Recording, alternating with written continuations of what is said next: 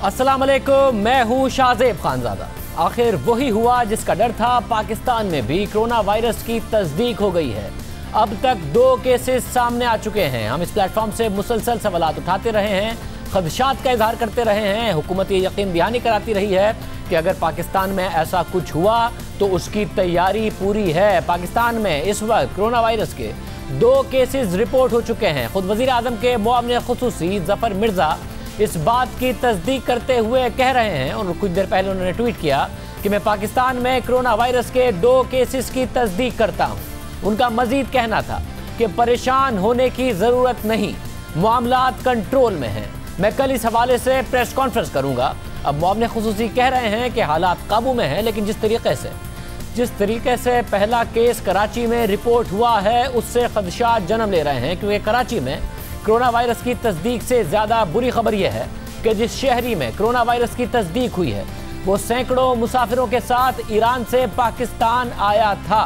यानी दीगर मुसाफिरों में भी कोरोना वायरस की मौजूदगी के संगीन खदशात ने जन्म ले लिया है। हुकूमत फौरी तौर पर क्या इकदाम करेगी कि उस फ्लाइट में कौन कौन लोग मौजूद थे, कैसे इस हवाले से फौरी तौर पर तहकीकात होंगी, ये बहुत अहम सवाल है जो हम हुकूमत से पूछेंगे। ये खबर हर लिहाज से पाकिस्तान के लिए एक बुरी खबर है। पाकिस्तान की हुकूमत और सेहत से जुड़े इदारों के लिए ये एक हंगामी सूरत हाल है। पाकिस्तान में कोरोना वायरस का पहला रिपोर्टेड केस कराची में सामने आया है। खुद महकमा सेहत के मुताबिक कोरोना वायरस से मुतासरा शख्स की शनाख्त 22 साल यहया जाफरी से हुई है, जो चंद रोज कबल हवाई जहाज के जरिए ईरान से कराची पहुंचा था। और अब इतलात यह है कि मुतासरा शख्स को अहले खाना समेत मखसूस वार्ड में मुंतकिल कर दिया गया है, जहां उनकी निगरानी की जा रही है। महकमा सेहत के तर्जुमान के मुताबिक मुतासरा शख्स के साथ सफ़र करने वाले दीगर अफराद का डेटा भी इकट्ठा किया जा रहा है, लेकिन इंतजामिया से मुताल्लिक कई सवालात भी उठ रहे हैं। अब इब्तिदाई मालूमात यही सामने आ रही हैं कि ये कोरोना वायरस ईरान के जरिए पाकिस्तान पहुंचा है, और ईरान में इस वक्त अजीब सूरत हाल है। ईरान में इस वक्त 100 के करीब लोग कोरोना वायरस से मुतासिर हैं, और ईरान के सरकारी ज़राए के मुताबिक अब तक कोरोना वायरस से 16 हलाकतें हो चुकी हैं। लेकिन आलमी मीडिया खदशात का इजहार कर रहा है कि ईरान में केसेस की तादाद कहीं ज़्यादा हो सकती है, और अब ईरान से पाकिस्तान में कोरोना वायरस का रिपोर्ट होना बहुत ही संगीन मामला है। इसके फैलाव को रोकने के लिए क्या पाकिस्तानी इंतजामिया ने खातिर ख्वाह इकदाम कर लिए हैं? हमारे साथ इस वक्त वज़ीर इत्तलात सिंध नासिर शाह साहब मौजूद हैं, उनसे भी पूछेंगे। शाह साहब बहुत शुक्रिया। शाह साहब, कराची में पहला केस रिपोर्ट हुआ है, आपके इल्म में होगा, अफसोसनाक बात है, मगर इस वक्त तैयारी कितनी है? क्योंकि वो बहुत सारे दूसरे मुसाफिरों के साथ आया होगा, घर वालों और लोगों से मिला होगा, ये सारी की सारी तहकीकात शुरू कर दी गई हैं? जी बिल्कुल, चीफ मिनिस्टर साहब ने अभी अहकाम दिए हैं कि जितने भी मुसाफिर उस दिन आए हैं यहाँ पे, क्योंकि इसको काफ़ी दिन हो चुके हैं जिस दिन ये फ़्लाइट आई थी, तो उनका पूरा रिकॉर्ड डेटा लिया जा रहा है। ज़ाहिर है वो वफाकी हुकूमत के पास है, तो हम लोग रब्ता करने की कोशिश कर रहे हैं कि उन सबको भी चेक किया जाए और स्क्रीनिंग की जाए, टेस्ट वगैरह किए जाएँ। यहाँ पर वैसे सिंध गवर्नमेंट ने मुख्तलिफ हमारे जो हॉस्पिटल्स हैं वहाँ पे आइसोलेशन वार्ड जो हैं वो बना दिए हैं स्क्रीनिंग के लिए। तो फेडरल गवर्नमेंट ने भी इकदाम किए हैं, लेकिन हम चाह रहे हैं कि उनको मज़ीद बेहतर वो करें, और इसलिए इसके लिए सीएम साहब ने भी रब्ता किया है, बल्कि वो चाइना के कौंसल जनरल और एम्बेसडर से भी वो कर रहे हैं। उन्होंने कहा भी है कि वहाँ से एक्सपर्टीज़ हमें दी जाए यहाँ पे, ताकि इस तरह की अगर कोई खुदा न खास्ता कोई और भी इसमें है तो उसको फौरी तौर पर हम उसका इलाज करें और उनको बेहतरी की तरफ ले जाएं। ये जो अभी जिसकी बात की जा रही है, इन्होंने आज ये गए थे आगा खान में टेस्ट करवाने, तो वहाँ पे इनका पॉजिटिव आया है जो इतलात हैं, और फिर उनको फौरी तौर पर आइसोलेशन में रख कर और जो भी इकदाम लेने हैं, प्रिकॉशंस लेने हैं, उस पर अमल किया जा रहा है। शाह साहब, ये फैलता बहुत तेज़ी से है। एक तो फ्लाइट में जिनके साथ आए थे, आपने कहा कि वफाकी हुकूमत से उसका डेटा मांगा गया है, मदद मांगी गई है, मगर फौरी तौर पर, क्योंकि ये मामला अर्जेंसी का है कि फौरी तौर पर देखा जाए ये कहाँ थे, क्योंकि जिनके साथ बैठे उन्हें लग सकता है, जिनके साथ खाया बात की, इतना लंबे अरसे से अगर पाकिस्तान आए हुए थे, अगर ये कुछ दिनों से पहले फ़्लाइट आई थी तो इतने अरसे में बहुत लोग इससे इन्फेक्ट हो सकते हैं। तो फौरी तौर पर कोशिश की गई कि सिर्फ फैमिली को अलग वार्ड में रखा गया है इनके साथ। जी आप सही कह रहे हैं शाहजेब साहब, इस पर मुकम्मल तौर पर कोशिश की जा रही है कि किन किन जगहों पे ये गए हैं, पूरा ये इस सिलसिले पे, और हर जगह हर तरह से कोशिश की जाएगी कि इनके घर वाले या दीगर जो इनसे मिले हैं इतने दिनों में उनको भी इस दायरा कार में लाया जाए और उनका भी चेकअप वगैरह कराया जाए। और इस वक्त वफाकी हुकूमत में किससे राब्ता हुआ है, वफाकी और सिंध हुकूमत? और इस ये जो वायरस डिटेक्ट हुआ इससे पहले क्या इस हवाले से राब्ते में थी और अब फौरी तौर पर राब्ता हुआ है? देखें, ये इशू सबकी अहमियत के लिए है, इंसानी जानों का है, तो इसमें पॉलिटिक्स हमें नहीं करनी कि हम ब्लेम गेम करें कि जी फेडरल गवर्नमेंट का ही इशू है और उनको एयरपोर्ट्स पर दीगर ममालिक से, क्योंकि सरहद का कंट्रोल भी उनके पास होता है बॉर्डर्स का, तो उन्होंने वहाँ पे क्यों प्रिकॉशंस नहीं लिए और बगैर स्क्रीनिंग टेस्ट के ये लोग बाहर कैसे आए, जब पहले भी कुछ इतलात थी कि इन जगहों पे ये वायरस फैल चुका है।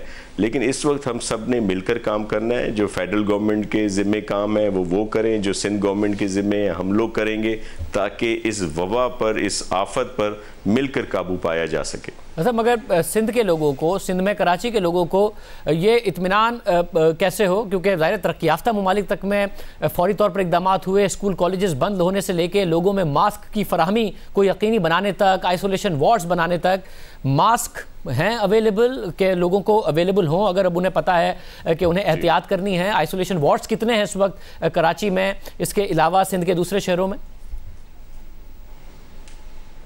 जी, इस वक्त कराची में 3 जगहों पर ये आइसोलेशन वार्ड हैं, एक सिविल हॉस्पिटल में, एक जिना हॉस्पिटल में और एक आगा खान हॉस्पिटल में।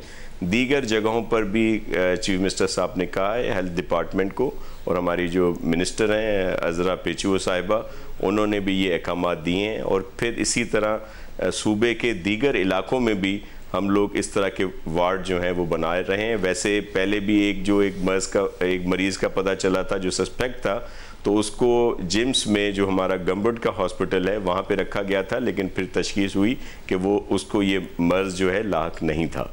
तो इस वजह से हर जगह पर हम इक़दामात ले रहे हैं, लेकिन इशू ये है कि ये बाहर से जैसे लोग आते हैं तो एयरपोर्ट्स पर, बॉर्डर्स पर उनकी मुकम्मल तौर पर स्क्रीनिंग होनी चाहिए।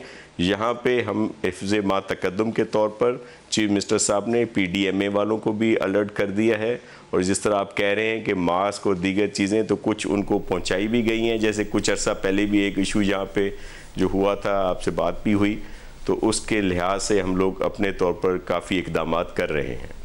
साहब बहुत शुक्रिया। नासिर शाह साहब हमारे साथ मौजूद थे, वो कह रहे हैं कि इक़दामात इस हवाले से किए जा रहे हैं। हमारे साथ ही जियो न्यूज़ के नुमाइंदे खबर खान मौजूद हैं। खबर, इस हवाले से आपके पास मज़ीद क्या इत्तलात हैं?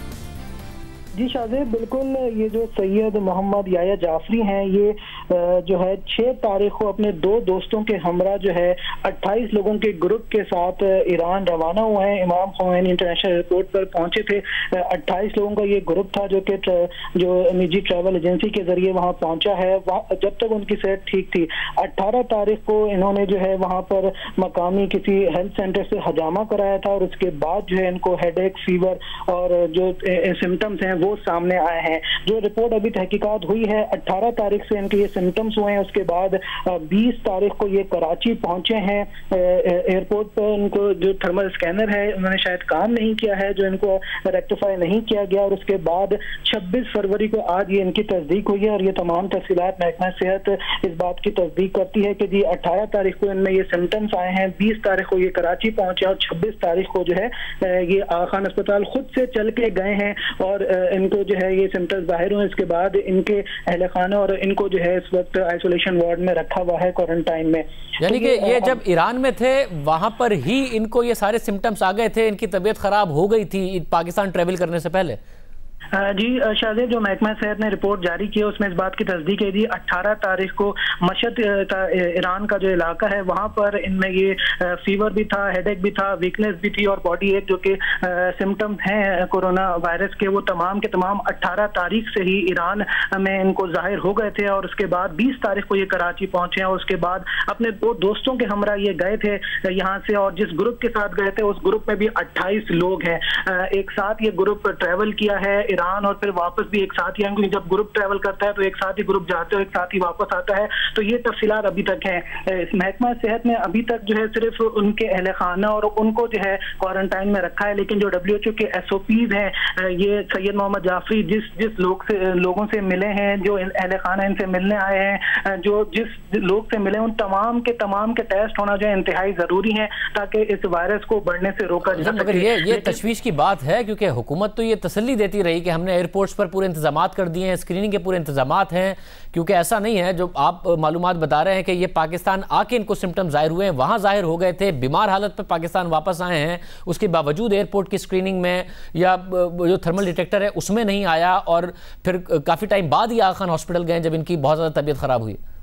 जी शाज़ेब, बिल्कुल जो रिपोर्ट आई हमारे पास, उसकी तस्दीक जो है regional disease surveillance report unit है ये महकमा सेहत का, जिसने पूरी तहकीकात की है, उसमें बताया गया है कि जी 18 फरवरी को इनको ये तमाम के तमाम सिम्टम्स जाहिर हो गए थे, ईरान में जाहिर हुए थे, और उसके बाद जो है जब वो उनके बाद जो है 18 तारीख को जो है ये मशहद का इलाका है ईरान का, वहाँ पे इन्होंने अपना हजामा कराया है। उसके बाद जो है बाकायदा इनको जो है ये तमाम के सिम्टम्स जो जाहिर हुए हैं। 19 और 20 तारीख को जो है इन्होंने तेहरान छोड़ा है, और 20 तारीख को जो है ये कराची पहुंचे हैं, सुबह 9 बजे की फ्लाइट थी इनकी, और 20 तारीख को ये कराची इन्होंने लैंड किया है सुबह 9 बजे। तो इससे तो जाहिर यही होता है कि जो एयरपोर्ट्स पर थर्मल स्कैनर लगाए गए हैं वो उन्होंने काम नहीं किया है, क्योंकि थर्मल स्कैनर में फौरी तौर पर आपका जो बॉडी का टेम्परेचर है अगर वो डिस्टर्ब होता है तो फौरी तौर पर आइडेंटिफाई कर देता है कि जी मुताल्लिका शख्स जो इस थर्मल स्कैनर से गुजरा है उसका बॉडी का टेम्परेचर नॉर्मल नहीं है। तो ये इस बात की तो निशानदेही जरूर कर रहा है कि जी एयरपोर्ट पर जो थर्मल स्कैनर है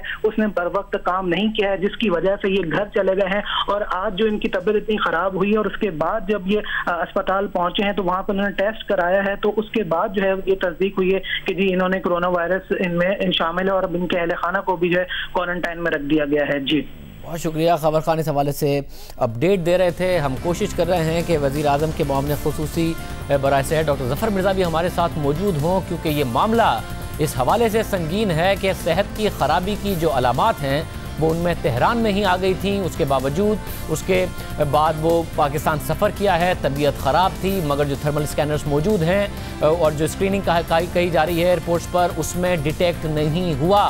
पाकिस्तान आ गए और पाकिस्तान आए हुए भी तकरीबन उन्हें 6 दिन हो चुके, और उसके बाद अस्पताल में एडमिट होकर उनका टेस्ट रिज़ल्ट पॉजिटिव आया है। तो जहाज़ के अंदर मौजूद होना, फिर जहाज़ के बाद पाकिस्तान आके लोगों से मिलना जुलना, ये तमाम मामलात होते रहे, 5-6 दिन इसमें लगे। तो हुकूमत को बहुत तेज़ी से इक़दाम करने की ज़रूरत है, ना कि इस तरीके से इक़दाम हों कि सिंध हुकूमत सोच रही हो कि वफाकी हुकूमत हमारे साथ ताउन करे, वफाकी हुकूमत सोचे कि सिंध हुकूमत हमारे साथ ताउन करे। क्योंकि अब से कुछ दिन पहले भी कराची में एक वाक़या हुआ जिसमें 10 अफराद की जान चली गई, और अब तक नहीं पता चल सका कि उन 10 अफराद की जान क्यों गई थी। अभी भी साफ नज़र आ रहा है कि वफाकी हुकूमत में क्योंकि जो पोर्ट है उसके वज़ीर अली ज़ैदी साहब हैं, वो मानने को तैयार नहीं है कि यह वाक़या पोर्ट पर हुआ, और सिंध हुकूमत सारी की सारी जिम्मेदारी उसी हवाले से डाल रही है। ख़तरा अभी तक बरकरार है, क्योंकि अभी तक कोई रिपोर्ट नहीं आई, नहीं पता चला कि क्या वजूहात थी। 16 से 18 फरवरी तक 10 हलाकतें की माड़ी में हुई, 250 से ज़्यादा लोग मुतासिर हुए, दहशत की फ़िज़ा कायम हुई, और अब तक हुकूमत नहीं पता चला सकी है। वफाकी और सूबाई हुकूमत इस हवाले से मिलकर इक़दाम करने के बजाय एक दूसरे पर इल्ज़ामात लगा रही है। आज कौमी असम्बली की कायमा कमेटी के इजलास में वफाकी वज़ीर अली ज़ैदी और पीपल्स पार्टी के रुकन असम्बली अब्दुल कादिर पटेल के दरमियान सख्त जुमलों का तबादला हुआ, और अली ज़ैदी का कहना था कि अमवात की कई वजूहात हो सकती हैं, लेकिन अब्दुल कादिर पटेल कह रहे थे और इल्ज़ाम लगा रहे थे, जिस पर कादिर पटेल का कहना था कि वो अपने इल्ज़ामात साबित कर सकते हैं। इल्जाम कैसे लगाया है ही नहीं, आपने टीवी पे इल्जाम लगाया कैसे? मैं अभी भी साबित कर सकता हूँ आपको। ठीक है, फिर आप मेरी बात सुने। चल आप सुनाए, फिर वो बात जितना भी आप वो साबित करें ना जी। अभी ना बोले की जिम्मेदारी पर आप जरा थोड़ा सा आपकी जिम्मेदारी, हौसला भी रखे ना, भी आप जिम्मेदारी नहीं लगा सकते, हौसला रखे, आप भी रखें जिम्मेदारी नहीं लगा सकते आप। You cannot rush to judgment, sir. You are not a chemical biological expert. It's my constituency. My people are died, and you said go and talk to your CM. And you said ये शराब पीने की वजह से मर गए। No sir, मैंने ये बिल्कुल भी नहीं कहा। शराब पीने की वजह से मर गए। मैं आपको टेप में दिखाता हूँ चेयरमैन साहब। What I said was कि there can be many causes. And आपने गिनवाई कौन सी भी है? ये भी है, भट्टियाँ भी हैं। कितनी भट्टियाँ निकाली आपने वहाँ से? इजलास के बाद गुफ्तगू में अब्दुल कादिर पटेल का कहना था कि 3 रिपोर्ट्स आ चुकी हैं जिसमें अमवात की वजह डस्ट और एलर्जी को करार दिया गया। अमवात की वजह पोर्ट के अंदर ही है और वजारत बहरी उमूर इससे जान नहीं छुड़ा सकती। पेशरफ हुई नहीं, 10 दिन में इनके पास कोई रिपोर्ट नहीं। 3 रिपोर्ट्स आ चुकी हैं, वो blood samples, urine samples, cause of death जो है वो सब यही बता रहे हैं कि ये डस्ट है, एलर्जी है, अस्थमा पेशेंट इसमें इंतकाल कर गए हैं। डॉक्टर अताउर रहमान साहब तक भी इस बात की तस्दीक कर चुके हैं। लेकिन अब चौथी रिपोर्ट कौन सी होगी? क्या उस वक्त तक ये सारी रिपोर्ट्स को नहीं माना जाएगा कि जब तक इनके मतलब की बात ना आ जाए जो ये चाहते हैं? लेकिन मैंने फिर वाजे कर दिया है, गैस हो, सोयाबीन डस्ट हो या कोई और एलर्जिक पाउडर हो, कुछ भी हो, वो आया पोर्ट से और आया ही पोर्ट से सकता है। किमाड़ी सराउंडेड बाय पोर्ट, तो मिनिस्ट्री इतनी आसानी से जान छुड़ा नहीं सकती। अब अहम बात यह है कि अब्दुल कादिर पटेल 18 फरवरी को आने वाली कराची यूनिवर्सिटी के माहिरीन की इब्तदाई रिपोर्ट का हवाला दे रहे हैं जिसमें कहा गया था कि ये हलाकतें सोयाबीन डस्ट की वजह से ही हो सकती हैं। इस हवाले से मारूफ साइंसदान डॉक्टर अताउर रहमान ने भी हमारे प्रोग्राम में कहा था कि उन्हें 90% यकीन है कि अमवात सोयाबीन डस्ट की वजह से हुई हैं। अब ये बात अली जैदी कह रहे हैं कि हतमी हो नहीं सकती है। दोनों के दरमियान आज सख्त बहस भी हुई। अली जैदी भी हमारे साथ मौजूद हैं और डॉक्टर अताउर रहमान भी हमारे साथ मौजूद हैं। डॉक्टर साहब बहुत शुक्रिया, आपको 90% उस वक्त तक यकीन था, अब आप किस हद तक कह सकते हैं कि ये सोयाबीन डस्ट की वजह से हुआ जो जहाज आया था? जब तक कि वहाँ पे जो लैंडफिल साइट्स हैं, 2 लैंडफिल साइट्स हैं इन इलाके में जहाँ लोगों का ये अफेक्ट हुए हैं, उनके जो उन इलाकों को जब तक एनालाइज नहीं कर लिया जाए और वहाँ देख नहीं लिया जाए कि वहाँ से कोई लीकेज तो नहीं है, जब तक इसके बारे में 100% यकीन से नहीं कह सकते। लेकिन इस तरह के इंसिडेंट्स दुनिया में कई ममालिक में हुए हैं। स्पेन में इस तरह की अमवात हुई हैं, 20 लोग इसी वजह से सोयाबीन डस्ट की वजह से इंतकाल हो गया था उनका और कोई 1000 लोग हॉस्पिटलाइज हो गए थे। फ्रांस में भी ये हो चुका है, इटली में हो चुका है, अमेरिका में न्यू ऑर्लियंस में हो चुका है। तो ये वेल स्टैब्लिश्ड है कि सोयाबीन की डस्ट जो है वो एलर्जी कॉज करती है और सिवियर एलर्जिक रिएक्शंस होती हैं जिससे और जब ये खून और इनका जो पेशाब था एनालाइज किया गया तो उससे ये वाज़ेह हो गया था इन पेशेंट्स का कि इनका इम्यूनोग्लोबुलिन लेवल जो है, IgG लेवल जो है वो बहुत बड़ा हुआ था। और ये एनालिसिस यहाँ पे कराची यूनिवर्सिटी में जो international centre for chemical and biological sciences में की गई थी और ये क्लियर इंडिकेशन था कि ये पेशेंट्स में ये सिवियर एलर्जिक रिएक्शंस हुई हैं और इन्हीं रिएक्शंस की वजह से, जैसे आप देखते हैं इस्लामाबाद में एलर्जिक रिएक्शंस मार्च और अप्रैल में पॉलन से होती हैं और सब लोग अफेक्ट नहीं होते, सिर्फ वही जो एलर्जिक होते हैं वो अफेक्ट होते हैं। तो सेलेक्टिवली ये अटैक करते हैं जो एरो जो एलर्जेंस कहलाते हैं। ये हमने डॉक्टर सीमी जमाली साहिबा जो हैं जिना हॉस्पिटल की, उनसे उस दिन बात की थी, उन्होंने कहा था कि सारे के सारे ऐसे पेशेंट्स नहीं थे जिनको अस्थमा की कोई हिस्ट्री हो। तो एक तो दमे के सारे मरीज नहीं थे, इसके अलावा अली जैदी साहब का ये दावा है कि भाई जो जहाज़ का हमला था उसको कुछ क्यों नहीं हुआ, जिन लोगों ने वहाँ पर जो KPT का स्टाफ था उसको कुछ क्यों नहीं हुआ, मैं खुद घूमा मुझे कुछ क्यों नहीं हुआ, अगर ये जहाज़ से ही होना था। इसका दमे के मर्ज से कोई डायरेक्ट ताल्लुक नहीं है, बल्कि जो लोग एलर्जिक होते हैं इन खास एलर्जन से जो कि सोयाबीन डस्ट में पाए जाते हैं, उनका चांस ज्यादा होता है। अगर दमा हो और एलर्जिक भी हो तो फिर उसका बहुत ज्यादा इफेक्ट होता है। लेकिन अगर दमा है और एलर्जिक ही नहीं है तो आपको कोई उसका दिखाई नहीं देगा। सबसे पहले तो ये बात है। दूसरी बात कि जो लोग वहाँ काम कर रहे थे वो ज्यादातर जो है वो लोग जो काम कर रहे थे दे वर हेल्दी इंडिविजुअल्स और वो एलर्जिक नहीं होंगे। बहुत स्मॉल पॉपुलेशन है जो एलर्जिक होती है इन चीजों से।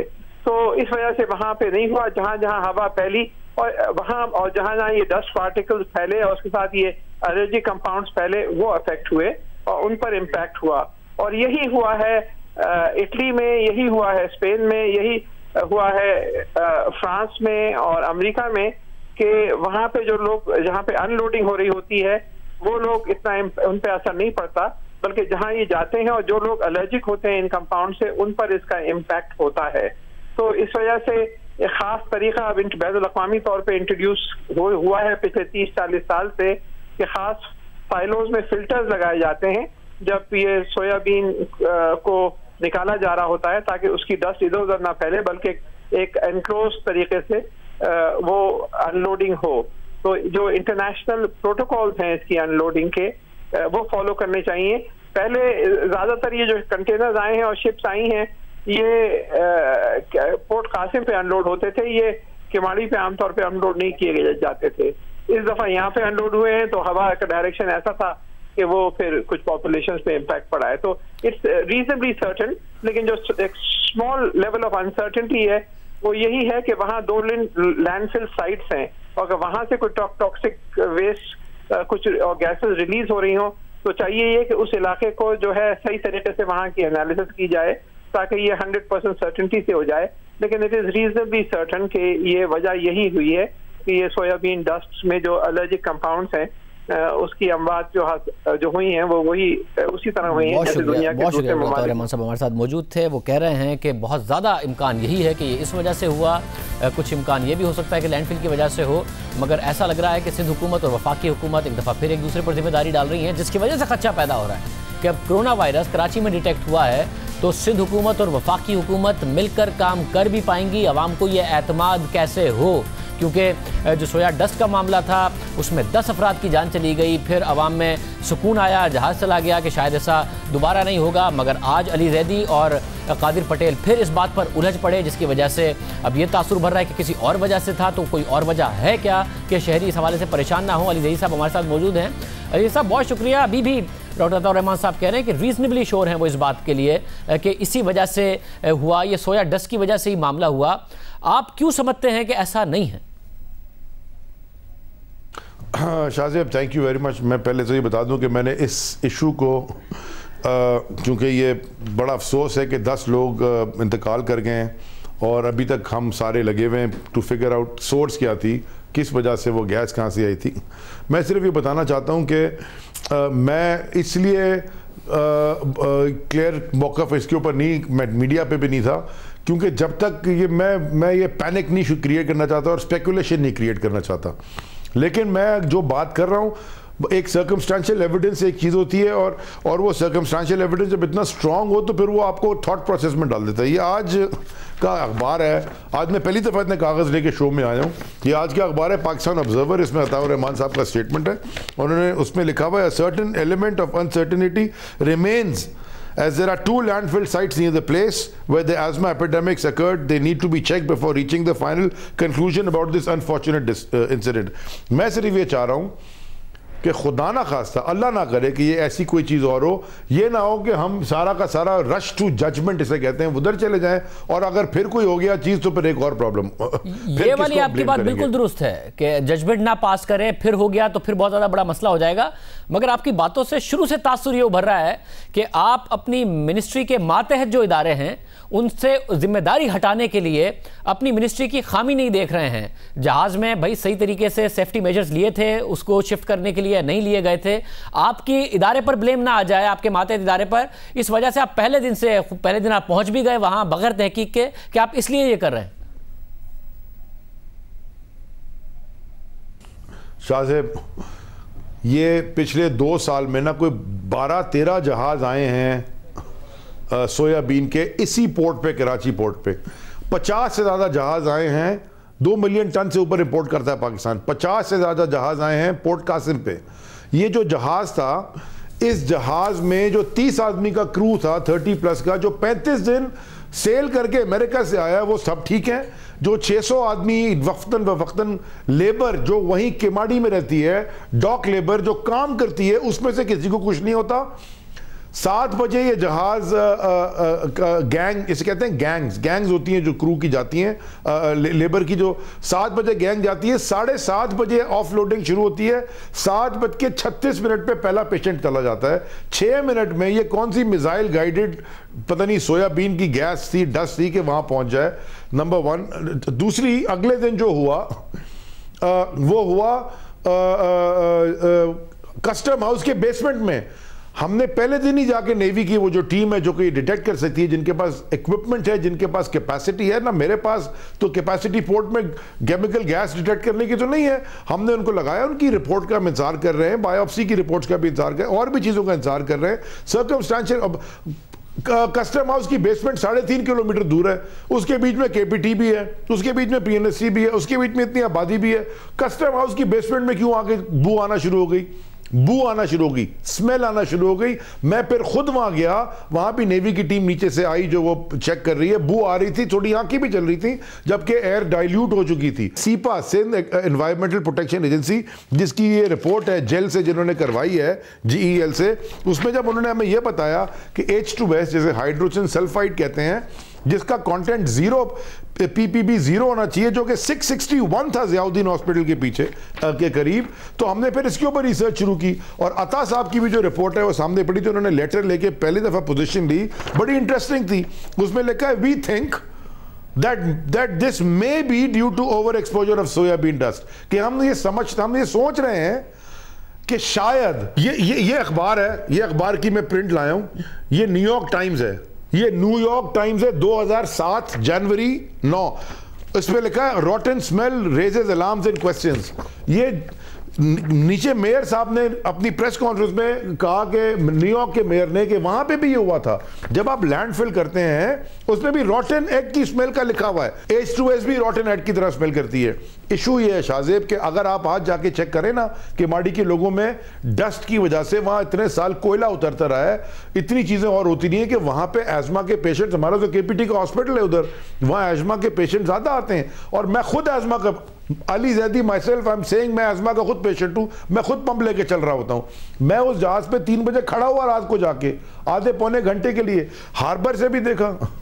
मगर नहीं अली जी साहब, आपने जो 2 कंसर्न्स उठाए हैं उसमें मसला ये हो रहा है कि जो रिपोर्ट है वो इस डॉक्टर अता साहब से हमने पूछा तो उन्होंने कहा कि ये तमाम मरीजों को नहीं होता, जो आप बार बार कह रहे हैं कि वहाँ पे लोगों को क्यों नहीं हुआ, मुझे क्यों नहीं हुआ, तो उन्होंने कहा कि लाजमी नहीं है कि तमाम दबे के जो मर्ज हैं उन्हें हो जाए, मरीज़ हैं उन्हें हो जाए, जिन्हें एलर्जी होती है उन्हें ही हो सकता है। दूसरा, बदबू की बात कर रहे हैं, तो अगर उस दिन कहीं और से भी बदबू आ रही थी, डॉक्टर सिमी जमाली साहिबा जो जिना अस्पताल से हैं, हमने उनसे पूछा तो उन्होंने बताया जितने भी मरीज आए थे उन्होंने कहा कि उन्हें बदबू नहीं आई थी, जो कि बहुत बड़ा सबूत है कि इससे बदबू नहीं आती है सोया डस्ट से। तो जो एनालिसिस बाकायदा तौर पर सामने आ रहे हैं कि एलर्जिक रिएक्शन था, डॉक्टर अता साहब कह रहे हैं, बदबू नहीं थी, सिमी जमाली साहिबा कह रही हैं, तो वो रिपोर्ट ज्यादा इस बात की निशानदेही कर रही है कि वो सोया डस्ट की वजह से हुआ था। सर, मैं जिस वक्त टीवी पे, आप आर्काइव्स में तो आजकल जबरदस्त सब कुछ इलेक्ट्रॉनिक डिजिटल सेव पड़ा हुआ है ना, आप सारे चैनल्स का, इंक्लूडिंग आपका चैनल डॉन जिसका दफ्तर वेस्ट वॉर्फ में है, डॉन ने मुझे फ़ोन करके कहा कि सर हमारे पास बदबू आ रही है, आंखें जल रही हैं, हम पंजन, बड़ी गंदी सी स्मेल है, लोगों के पेट में दर्द हुआ, फिर लोगों ने उल्टी की, फिर लोगों की आंखें चली। ये एलर्जिक रिएक्शन मुझे नहीं पता कैसे होता है, लेकिन ये सोयाबीन से, ये आपका अपना द न्यूज़ है फरवरी 20 का, उसकी हेडलाइन है choking agent and not allergy cause of केमाडी ट्रेजेडी। अब ये चोकिंग एजेंट क्या है? अच्छा, अगर मैं नहीं समझता तो मैं जहाज को मूव क्यों करता? ऐसा, मगर अब मसला ये है ना कि आप खुद कह रहे हैं कि जहाज के आने के 6 मिनट बाद ये रिएक्शन हुआ है। जब जहाज को दूर कर दिया गया तो उसके बाद किसी अस्पताल में जाके कोई एडमिट भी नहीं हुआ है, ना कोई हलाकत हुई, ना किसी की तबीयत खराब हुई है। जहाज के आने के बाद एक मामला हुआ है, जहाज के जाने के बाद एक मामला खत्म हो गया है। अस्पताल में जो लोग गए वो कह रहे हैं उसमें बदबू नहीं थी, सिमी जमाली साहिबा कह रही हैं, डॉक्टर अताउर रहमान साहब कह रहे हैं कि अब मैं रीजनेबली कह सकते हैं हम, अगर लैंडफिल का मसला नहीं है जो कि तहकीक होनी चाहिए तो ये उसी की वजह से था। अब बाकी जितनी प्रूवन फैक्ट्स हैं जो कि मेडिकल रिपोर्ट्स हैं उसको रूल आउट करके दूसरी चंद रिपोर्ट्स का सहारा ले रहे हैं, क्योंकि आपका डिपार्टमेंट इन्वॉल्व है, आपने अपने डिपार्टमेंट में भी बाकायदा तहकीकात कराई है कि वहां किसी से जो SOPs थे, जो प्रिकॉशंस थी वो उन्होंने फॉलो ना किया हो जिसकी वजह से हो गया। देखें शाहजेब, मैं रूल आउट कर ही नहीं रहा। अगर मैं रूल आउट कर रहा होता तो मैं जहाज मूव नहीं करता। मेरी नज़र में, मेरी जो मैंने डेटा इकट्ठा किया है एविडेंस के ऊपर, और ख़ास तौर पे ये जो एयर क्वालिटी की रिपोर्ट्स हैं, वहाँ पे ये पूरी जो वेबसाइट है ये लैंडफिल है। हो सकता है कि कुछ लोगों का एलर्जी, जहाज, मैं बता रहा हूँ ना, सोया डस्ट अगर हो या कोई भी डस्ट हो तो आपको एजमा का अटैक होता है, लेकिन एजमा के अटैक से या एलर्जी से इतनी वफात नहीं पा जाते लोग, इतने 1-2 नहीं, 10 आदमी एक ही दिन में, 2 रातों में। कोई चीज भी रूल आउट नहीं कर रहे। इसीलिए हमने एक कमीशन बनाया, एक कमेटी बनाई है कमिश्नर कराची की सदारत में। उसमें 5 कोर के लोग भी हैं, उसमें नेवी के भी हैं, उसमें पुलिस के भी हैं, उसमें ये HEJ जो अताउर रहमान की टीम है उसके भी हैं, उसमें एनवायरमेंटलिस्ट भी हैं, उसके अंदर उधर इलाके का MPA भी है। हमने कहा है कि सारा जाके आप एक पूरी कॉम्प्रिहेंसिव रिपोर्ट बना के दें ताकि हम इसको आइंदा से होने से रोकें। क्योंकि जो ये अगर हो रहा है, अगर नीचे से खुदा ना खास्ता अगर गैस निकल रही है हाइड्रोजन सल्फाइड नीचे से, खुदा ना खास्ता, ये तो बड़ा एक डेंजरस है। ये बता दूं कि वो एयर से हैवी होती है, वो नीचे रहती है, अगर हवा चल जाए डाइल्यूट हो जाती है, नहीं चले ह्यूमिडिटी हो, वो अफेक्ट कर जाएगी लोगों को, जो हार्ट के पेशेंट हैं, जो वीक जिनके लंग्स हैं, वो उनको अफेक्ट कर जाएगी। वैसे मुझे आखिर में ये तो बता दें, क्योंकि दुनिया में हलाकतों की मिसालें मौजूद हैं, स्पेन में ऐसा हो चुका है, दूसरे ममालिक में सोया डस्ट की वजह से कि उसको सही तरीके से ऑफलोड नहीं किया गया तो लोगों की अमवात हुई, इसकी मिसालें मौजूद हैं, फौरी तौर पर अमवात हुई, इसकी मिसालें भी मौजूद हैं।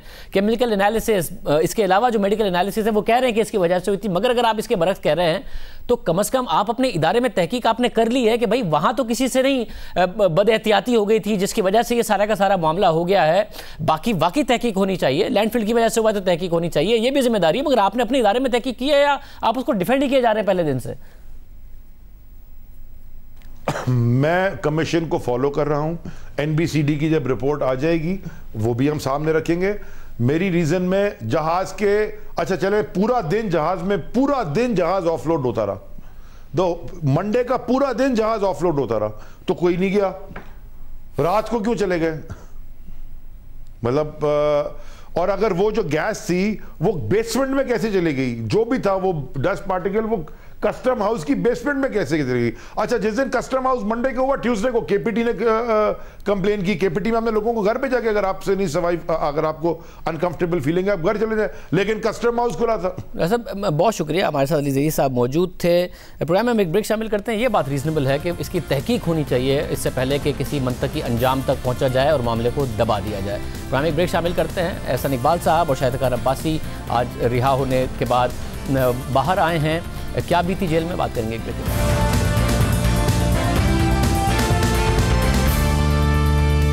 प्रोग्राम में आगे बढ़ते हैं।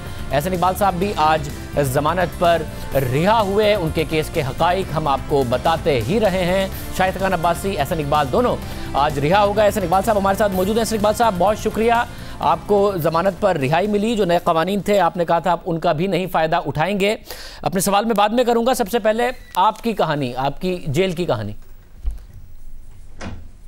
जी बहुत शुक्रिया शाहज़ेब साहब। सबसे पहले तो मैं आपका भी शुक्रिया अदा करूंगा कि आपने इस केस को लोगों तक पहुंचाने में और इसके हक़ाइक़ बयान करने में एक बहुत अहम किरदार अदा किया, और मैं अल्लाह ताला का शुक्र अदा करता हूं कि हमें इंसाफ मिला।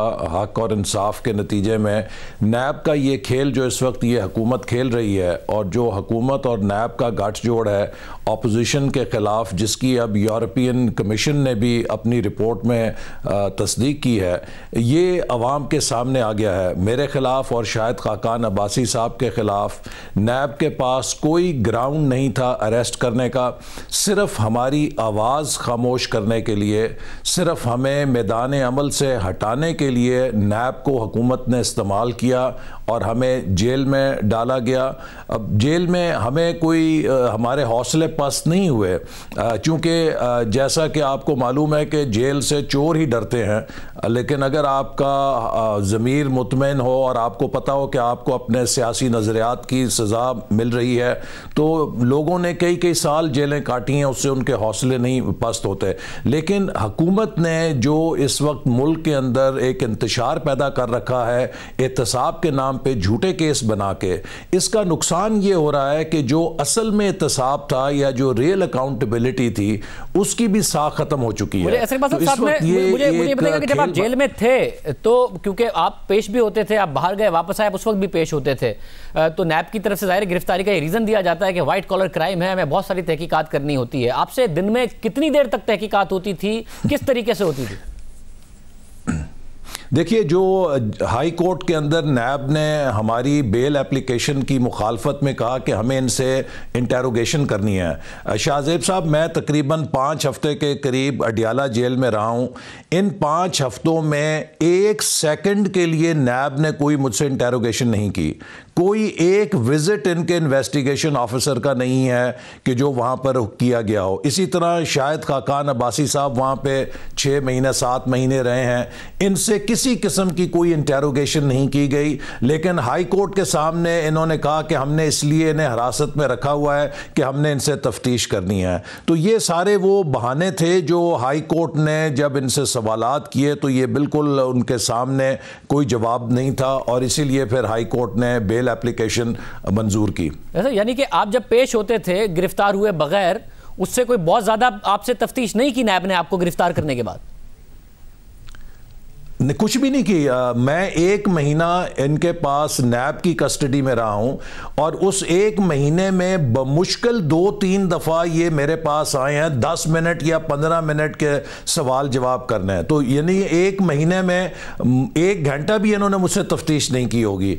और जब मैं जुडिशल रिमांड पे चला गया हूँ अडयाला जेल 5 हफ्ते तकरीबन, तो वहाँ तो 1 मिनट या 1 सेकंड के लिए किसी ने कोई इन्वेस्टिगेशन नहीं की। असल बात यह है कि ये नैब के कानून का सहारा लेकर हमें मैदान से बाहर रखना चाहते हैं, हम अपना किरदार अदा ना कर सकें। हम आपके टॉक शोज में आते हैं, हम सियासी सरगर्मियां करते हैं, उन सारी चीज़ों से हमें हटाने के लिए नैब हुकूमत का एक आलाकार बना हुआ है। ये आप 5 हफ्ते अडयाला जेल में रहे, आप कह रहे हैं 1 मिनट की आपसे तफ्तीश नहीं की, और उसके बावजूद आपकी जो जमानत की दरख्वास्त थी उसकी भी मुखालफत नैब मुसलसल कर रहा था, और अब यह भी कह दिया है कि सुप्रीम कोर्ट में भी चैलेंज किया जाएगा आपकी इस जमानत को। शाहजेब, आपने 1 मिनट का, मैं आपसे कहता हूं 1 सेकंड के लिए तफ्तीश नहीं की। एक इन्वेस्टिगेशन ऑफिसर इनका किसी दिन वहां पर नहीं आया किसी पूछने के लिए, कोई बात करने के लिए। हाई कोर्ट के सामने ये कहते रहे कि जी हमने इनसे तफ्तीश करनी है इसलिए हम इनकी ज़मानत की मुखालफत कर रहे हैं। तो ये एक बिल्कुल ढकोसला है, एक खेल है, और अल्लाह का शुक्र है कि वहां पर हाई कोर्ट के सामने ये बात साबित हो गई कि मेरे ऊपर इनका कोई फाइनेंशियल इरेगुलरिटी का चार्ज नहीं था, कोई कमीशन का, किकबैक का। ये पहले दिन जिस दिन इन्होंने मुझे अकाउंटेबिलिटी कोर्ट पेश किया है, तो मैंने खुद सवाल किया जज के सामने नैब से कि ये मुझे बताएं कि क्या मेरे ऊपर कोई फाइनेंशियल इरेगुलरिटी का केस है, कोई कमीशन मैंने लिया, कोई किकबैक ली, कोई मटेरियल बेनिफिट लिया। तो नैब ने खुद इस बात को माना कि नहीं, कोई फाइनेंशियल चार्ज नहीं है, आप पे इख्तियारात के नाजायज इस्तेमाल का इल्ज़ाम है। और वो इख्तियार मैंने इस्तेमाल नहीं किया, वो CDWP central development working party जो एक स्टैट्यूटरी फोरम है उसका है। और अगर आप उन फैसलों को खोलना शुरू करेंगे फिर तो मुल्क में एडमिनिस्ट्रेटिव एनार्की हो जाएगी, एक्ने के फैसले भी खुलेंगे, कैबिनेट के फैसले भी खुलेंगे। मुझे साथ में ये भी बताइएगा कि आपकी गिरफ्तारी अलग डायनामिक्स में हुई है, बाकी गिरफ्तारियां शाहिद खाकान अब्बासी साहब, मिफ्ता इस्माइल साहब, उस वक्त सूरत हाल अलग थी। आपकी गिरफ्तारी उस वक्त हुई जब मामलात हुकूमत और अपोजिशन मिलकर नैब के कवानीन की पेशरफ्त के लिए जा रही थी। जो मुद्दत मुलाजमत में तौसी का मामला है उस पर कानून साजी में आगे जा रही थी। ऐसे वक्त में जब आपकी गिरफ्तारी हुई तो बहुत ज़्यादा सवाल उठे थे कि ऐसा क्या हुआ है कि आपको गिरफ्तार किया गया है, आपको खुद क्या समझ में आया? देखिए, मैं समझता हूं कि एक तो यह है कि हमने पार्टी की तंजीम साजी बहुत तेज़ कर दी थी, पार्टी की एक्टिविटीज़ तेज़ हो रही थी। फिर जो हुकूमत की इक्तसादी पॉलिसी हैं उसके ऊपर मैं काफ़ी ज़ोर से बात कर रहा था। हमने एक इकनॉमिक सेमिनार किया, इनके तमाम जो एक इकनॉमिक शोबदेबाजी है उसको हम एक्सपोज कर रहे थे। फिर शाहिद खाकान साहब ने मुझे जेल में कहा कि जिस दिन आपने ये बयान दिया कि जो जनरल मुशर्रफ का फ़ैसला है अगर ये 50 साल पहले आता तो पाकिस्तान शायद ना टूटता, तो मैंने अखबार में पढ़ा तो साथ ही मैंने जेल वालों को कह दिया था कि एक सेल सफाई शुरू कर दें, आसन साहब भी आ रहे हैं। तो पता नहीं क्या वो हकीकत है या जो मेरी सियासी सरगर्मी है वो हकीकत है, लेकिन जो भी हकीकत थी, असल बात इस हुकूमत का पॉलिटिकल विक्टिमाइजेशन का एजेंडा है। ये PMLN से खौफजदा है और ये नहीं चाहती कि हम अपनी पॉलिसीज़ को लोगों के सामने लाएं और इनकी ख़ास तौर पर नाकामियों को एक्सपोज करें। और आपके साथ रवैया कैसा था जेल में, खासतौर पर जब आप नैब की तहवील में थे? तो हम जी जेल में तो वो पूरे सख्ती करते थे। जब मैं वहाँ पर गया हूँ तो मुझे इन्होंने वैसे शुरू में कहा था कि हम आपको B क्लास ऑफ़र कर सकते हैं या हम करना चाहते हैं, तो मैंने रिफ्यूज़ की थी और मैंने कहा मैं भी उसी सेल के अंदर रहूँगा कि जहाँ पे हमारे प्राइम मिनिस्टर शाहिद खाकान अब्बासी साहब को आपने रखा हुआ है। उन्हें सजाए मौत के कैदियों की चक्की में रखा हुआ था, तो मैंने भी जो वहाँ पर अपना अरसा गुजारा वो सजाए मौत के कैदियों की जो चक्की थी उसी के अंदर गुजारा। चूँकि मैं नहीं चाहता था कि किसी भी लिहाज से कोई फ़र्क हो हमारे दरमियान। हम कुलीग्स भी हैं और हम साथी भी हैं। वहाँ पे ये जेल हुकाम यकीनन अपने जेल मैनुअल के मुताबिक अमल दरामद करते थे, लेकिन जब आपको ये यकीन हो शाहजेब कि आप हक और सच के ऊपर हैं, तो वो आपको इतनी इंटरनल स्ट्रेंथ देता है कि आपको जेल की कोई सख्ती नज़र नहीं आती और एक बहुत आप में मजबूती पैदा हो जाती है। और मैं समझता हूँ कि हमारी जो रिहाई है ये हमारे प्रिंसिपल्स की फतह है, और ख़ास तौर पे मैं अपने लीडर जनाब नवाज शरीफ साहब को भी इसकी मुबारकबाद दूंगा, चूँकि उनकी जो उलुल अज़मी है, जिस तरह उन्होंने जेल काटी है, कुर्बानियाँ दी हैं, उनको देख कर हम और ज़्यादा अपने अंदर स्ट्रेंथ महसूस करते थे। बहुत शुक्रिया। एहसान इकबाल साहब हमारे साथ मौजूद थे, आज जमानत पर रिहा हुए, अंदर की कहानी बता रहे थे। आज के प्रोग्राम में इतना ही, आपसे कल के प्रोग्राम में मुलाकात होगी। अल्लाह।